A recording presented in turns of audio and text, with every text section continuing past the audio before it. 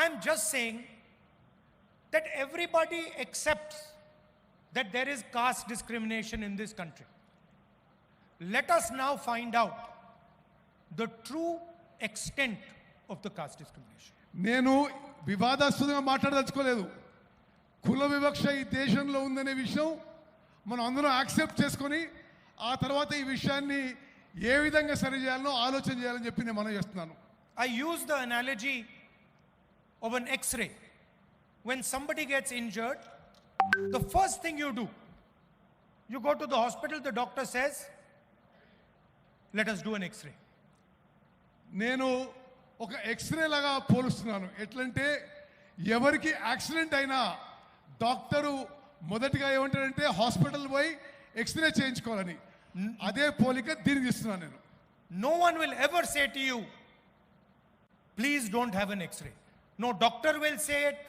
Nobody will ever say to you, if you have got an injury in your arm, do not have an X-ray. మీకు దెబ్బ తాకితే ఎవరు కూడా doctor కూడా ఎవరు కూడా ఎక్స్రే చేసుకోవద్దని చెప్పరు మీకు.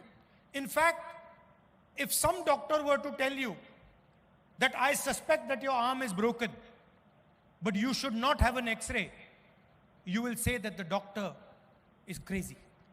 ఒక డాక్టర్ మీకు మీ చెయ్యి ఇరుగుండొచ్చు కానీ మీరు ఎక్స్రే చేసుకోవద్దు అని చెప్తే ఆ డాక్టర్ పిచ్చోడని అనుకుంటాం మనం. The doctor does not understand the basics of medicine.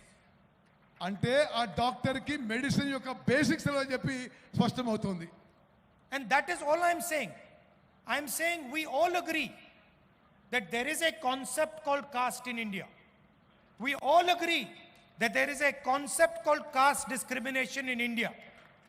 Let us simply measure it and tell everybody in this country the extent of this discrimination. That's all.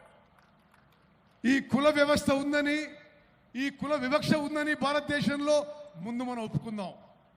ఒప్పుకొని ఆ తర్వాత పూర్తిగా ఏ ఎక్స్టెంట్కి ఉంది ఏ విధంగా ముందుకు పోదాం అని చెప్పి మనం నిర్ణయాలు తీసుకుందాం.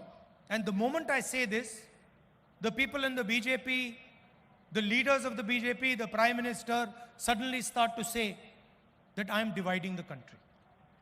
నేను ఇది మాట్లాడగానే బీజేపీ నాయకులు ప్రధానమంత్రి కూడా నేను దేశాన్ని విభజించే ప్రయత్నం చేస్తున్నానని నా మీద ఆరోపణలు చేస్తున్నారు. Since when has revealing the truth of this country divided this country?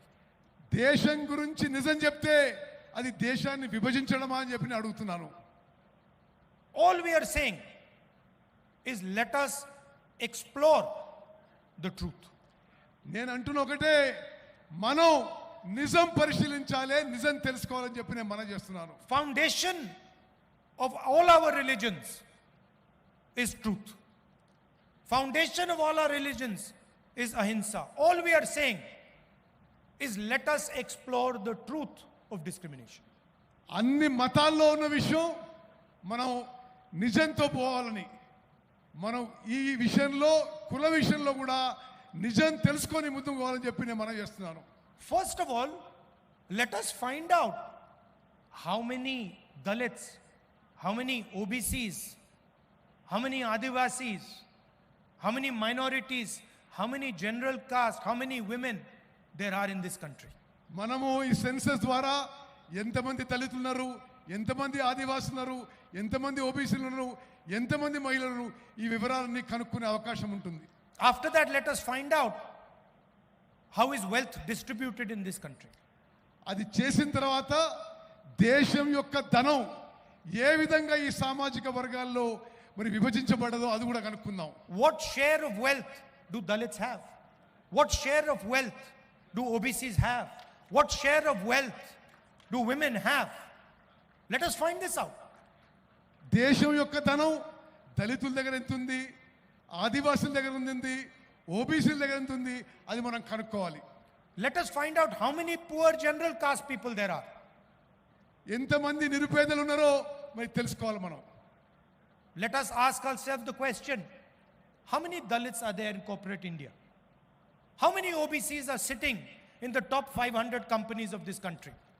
How many OBCs, Dalits, Adivasis are there in the judicial system?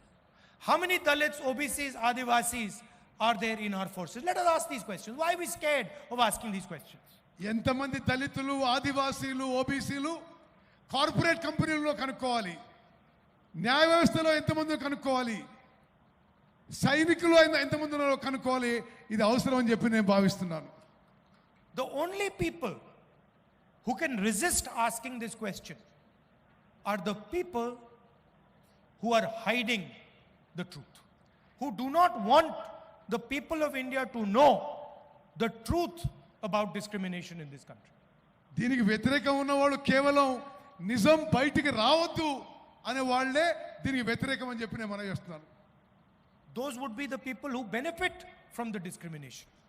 వీళ్ళు ఈ కుల వివక్ష వల్ల లబ్ధి పొందే వాళ్ళే ఈ నిజం బయటికి రావడానికి ఇష్టపడటం లేదు. I'm still wondering why the Prime Minister has not publicly said that he wants to challenge the idea of discrimination in Indian society.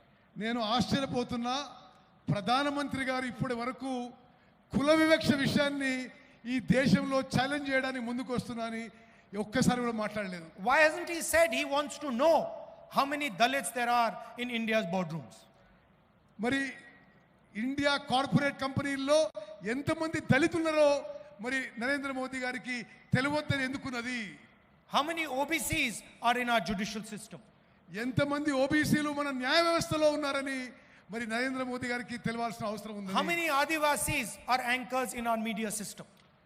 ఎంతమంది ఆదివాసీలు మన మీడియాలో యాంకర్ల పాత్ర పోషిస్తున్నారు కూడా తెలియాల్సిన అవసరం ఉంది. Why is he scared of asking these questions? ప్రధానమంత్రి గారు ఈ ప్రశ్నలు అడగడానికి ఎందుకు భయపడుతున్నాడు?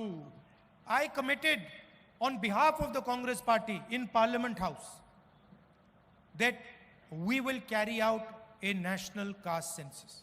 నేను కాంగ్రెస్ పార్టీ తరఫున పార్లమెంట్లో స్పష్టంగా చెప్పిన మేము జాతీయ స్థాయిలో క్యాస్ట్ సెన్సస్ చేస్తామని హామీ ఇవ్వడం జరిగింది. And we will demolish the artificial barrier of 50% reservations that has been placed in front of this country.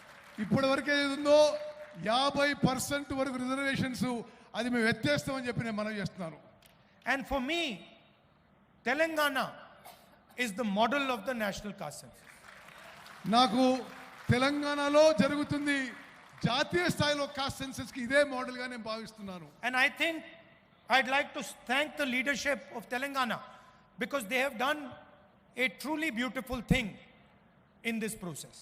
Telangana నాయకత్వాన్ని మనస్ఫూర్తిగా అభినందిస్తున్నాను. ఈ ఎక్సర్సైజ్ లో చాలా బాగా ముందుకు పోవాలని చెప్పి నేను మనవి చేస్తున్నాను. And when I was coming here in the car, I was thinking to myself, we do not want a bureaucratic caste census. నేను కారు వచ్చి అనుకున్నా బ్యూరోక్రసీ ద్వారా చేసే క్యాస్ట్ సెన్సస్ మాకు వద్దు. We don't want some bureaucrat sitting in some corner somewhere to decide the questions that the caste census will ask.